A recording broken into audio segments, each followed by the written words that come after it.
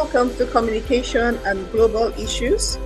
Today we look at how media and public relations shape the world. In this episode, we will explore how communication influences some of the most important issues affecting our world, from international trade and human rights to environmental protection. We then move on to terrorism. You can see how communication has become a powerful force shaping global events. Now, by the end of this episode, you will be able to understand why communication is no longer simply about passing information. It is about influencing perception, shaping decisions, and driving social change. But before we go, my name is Roxy Ola Akuma, and I truly believe you'll find this training very valuable. So please go ahead to like and subscribe, and don't forget to turn on the notification bell so that you do not miss an episode. Thank you very much.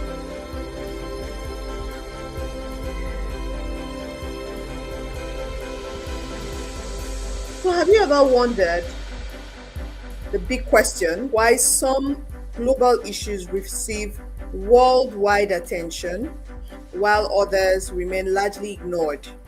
The answer often lies in media and communication. But then the big question is, what makes the media so powerful? What really makes the media so powerful?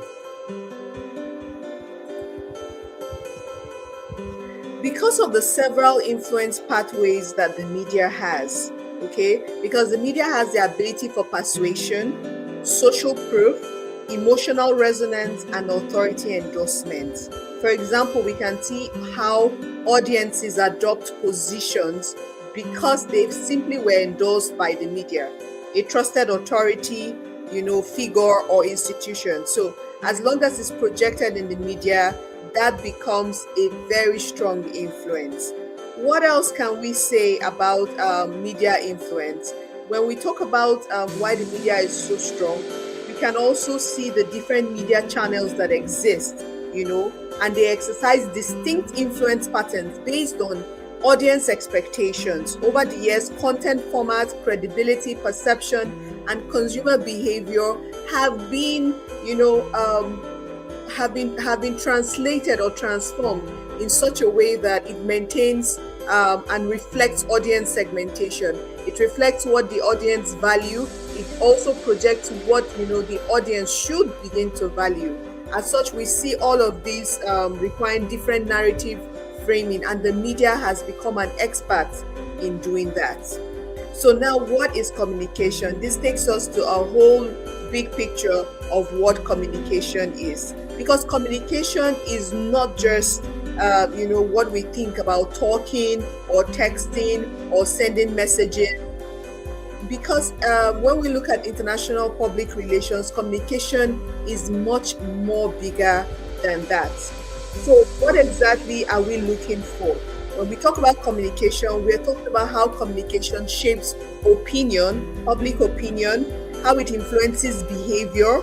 We see that in how it builds relationships in the international scene, and even affects how countries are perceived globally to make various decisions, international relations decisions, economic decisions, etc.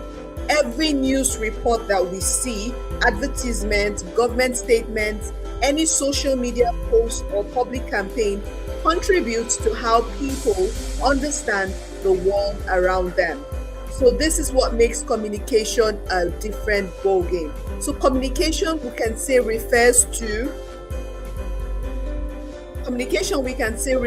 the process of creating, sharing, and exchanging information, ideas, opinions, and meanings between individuals, groups, organizations, and even nations.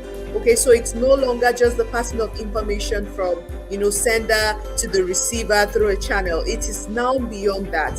It is an exchange of information, ideas, opinions, and messages amongst a variety of audiences. That is what makes it very, very different.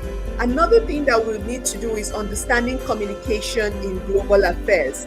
In international PR, what is very, very significant is that every news report, advertisement, government statements, social media posts, or public campaign is targeted to contribute to how people would understand the world around them. So we see that being shaped through all of these channels, public relations campaigns, we see that through international organizations, advertising campaigns, etc. Communication indeed would influence what people know. What do they already know? What people believe, what people discuss, and how people will act or even react. So communication influences a whole lot. But on the global scene, what are the key areas we'll be discussing in this episode? On the global scene, communication influences a lot. The challenges that affect multiple countries, and it makes it very, very key that countries have to come together, because it requires a collective effort to, charge for action. So let's think about, let's say, climate change, terrorism, migration, poverty, human rights, or international trade. How do people learn about these issues? Through communication. Okay, so without communication, many global problems would remain invincible. Communication determines what receives attention, what becomes a priority, and what actions are taken. As such, communication influences global issues such as trade, human rights, environment, and even terrorism. Let's take a look at how further to see how these influences on these global issues can be carried out one by one. So starting with trade, communication, and global trade. Now, international trade involves the exchange of goods and services between countries, right? So when we talk about that, we're looking at how these exchanges happen. And because it's a global issue, communication plays a critical role in even facilitating these trades. Okay? Because imagine two countries who are producing similar products. One country is known for quality, reliability, and innovation. The other suffers from reputation issues or, for instability or insecurity. Which one, would attract more buyers or investors? So most likely would be the first. Okay, so this demonstrates the power of communication. Communication is what helps countries to build trust. Okay, countries and businesses are more willing to trade when they trust one another. So communication helps countries build trust, market their products, and even attract foreign investment. So these are things that countries should not play with. Trade is not only about products. It's not just about what you sell. It's about the reputation. So if you're known for quality, it would be like a high pitch for you. But if you're known for, what do they call it now? Substandard products, that is what it would be, and it would attract nothing.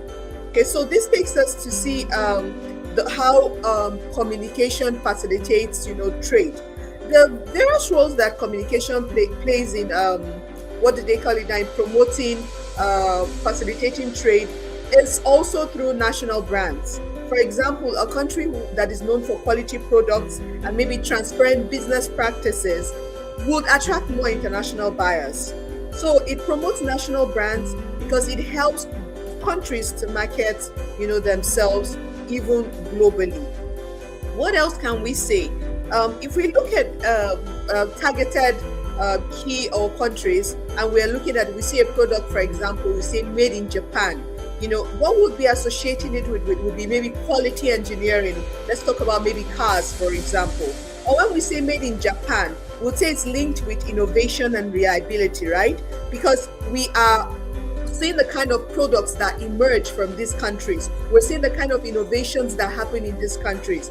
When we see made in China, we are looking at, how, increasingly they are promoting their technological advancement.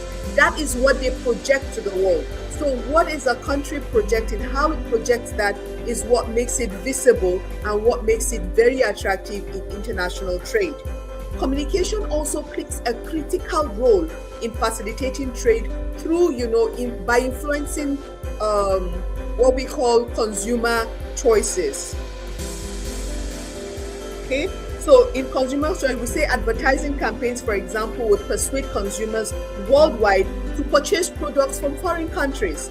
Let's look at the iPhone, for example. So this is just by communicating its value, communicating what it does, communicating how it is produced, where it is produced, and that automatically gives Apple products sold globally because of strong communication and the branding strategies. So this is very, very key. On this note, we can also move on to see how communication influences global issues such as human rights. It will be good for us to take a look at that right now. Now, what are some of the human rights that we talk about? Human rights include freedom of expression, freedom of religion, right to education, right to life. We also talk about gender equality. Communication is what helps to expose, violations of these rights, and then, mobilize communities, mobilize nations, mobilize continents for action. So without communication, all of these, like we said, will remain invincible. So in terms of communication and human rights, what are we saying? We're saying human rights campaigns often succeed because communication makes invincible problems very, very visible. We can see that through the campaign on Bring Back Our Girls. In 2014, the abduction of the schoolgirls in Chibok, Nigeria became a global issue, because of social media communication. Okay, so this abduction brought forth, a lot of organizations, CSOs, NGOs, community members who went on the street with the hashtag Bring Back Our Girls. This generated international attention and pressure on the government and even international organizations. The international community became aware only after these protests began. So this is a powerful example because what started just as a local strategy or a tragedy in Nigeria became a global conversation. As people communicated, they began to share information online and demanded action. Communication really would transform awareness into international pressure, and this is what nations who require assistance can do to work, and partner with others. This is a very key thing, that communication is strong enough through the media to perform. Now, what are the roles that communication can play in international PR and advertising and campaigns? The role of communication is to raise awareness, number one. It's also to mobilize public support. It's to hold leaders accountable. And finally, it's to encourage policy changes. If at the end of the day, your communication as a PR professional cannot do any of this, then we would say that you have not succeeded. Let's take a look at how communication, influences global issues such as environmental protection. When we look at environmental issues, some of the things that come out would be climate change, pollution, deforestation, global warming. Many people only became aware of these issues through communication campaigns, because many people, what do they call it now? The communication just draws attention to them. Most people have never witnessed, melting glaciers or, rising sea levels. For example, here in Africa, we've not seen any of that. But, with the global campaigns on environmental issues, it has made it visible, to other communities, to other countries. So at the end of the day, this is able to draw attention. So that is the power of the media. What else can we say? We can say that where it looks like it's invisible, we've been able to draw attention through the media, through documentaries, news reports, advocacy campaigns that have helped people to understand these challenges. what is your contribution? What can you do? How has this, how is this affecting, society? How is this affecting the global world? Communication turns this scientific evidence into public awareness. And at the end of the day, it's supposed to translate into action, right? So all of this is to educate citizens so that they can take action. So this is a very strong thing when we talk about communication in terms of the values it can bring and as it influences global issues such as environmental protection. We can also take a look at the annual Earth Hour campaign, which encourages millions of people worldwide to switch off lights to raise awareness about climate change. So that is also one key thing across the world, across the globe, that happens annually. Without communication, we have to say that environmental problems will really remain invincible to a whole lot. Like you can see, we have one side is green, one side is dry. That is the reality of what it would be if there wasn't any form of communication. Now let's take a look at how communication influences global issues such as terrorism. In the light of happenings globally across the world and also in Africa, terrorism is not only a security issue, it is a communication issue. Why? Because terrorist groups often use communication, for a whole lot of things, which is, I would say, it's the SPRAG approach. They would spread fear, recruit supporters, promote their ideology just to gain publicity. At the end of this, it is very, very important to know that these are the methodologies that's being used, and the examples of the media that they use are videos, social media, online propaganda. This makes it very, very critical that at the forefront of all of this, the government, organizations, and other stakeholders are required to constantly be ready to counter terrorism through communication. How can that be done? Government and international organizations can use communication to correct misinformation.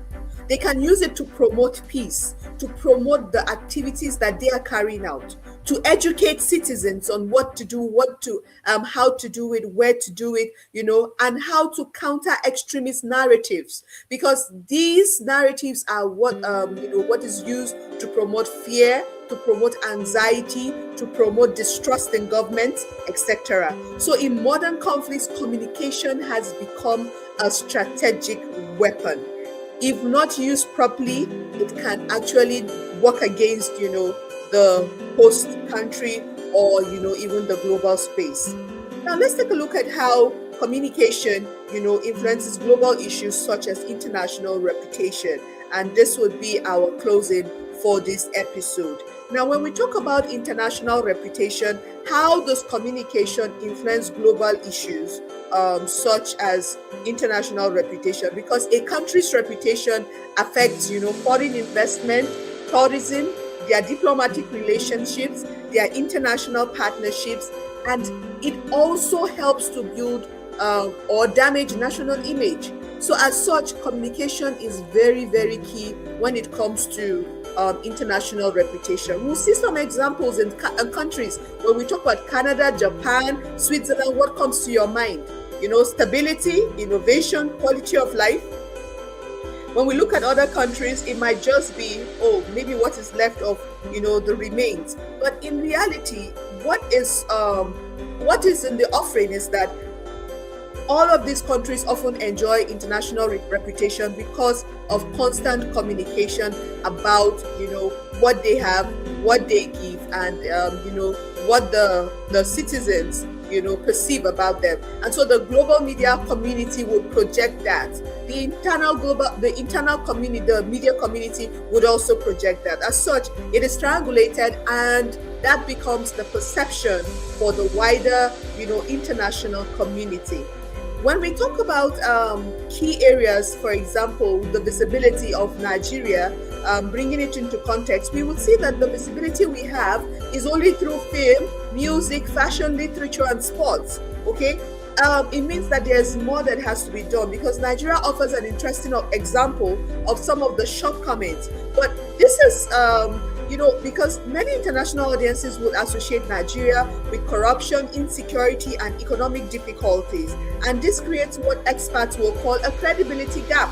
Because if other things are happening and the others are not happening, it means there's no balance in the system. It's supposed to be, no country may have it all, but to some degree, it shows that, the deeper the degree to which, you're associated with negativity, it means that, that's the extent to which your national reputation will fall.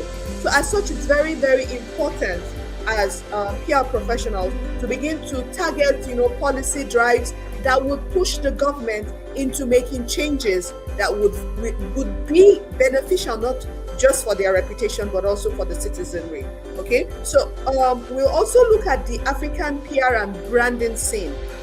When we look at this setting, across Africa, there is a growing effort to reshape the continent's image. But it seems like, for every 2 steps forward, we have like 4 steps back.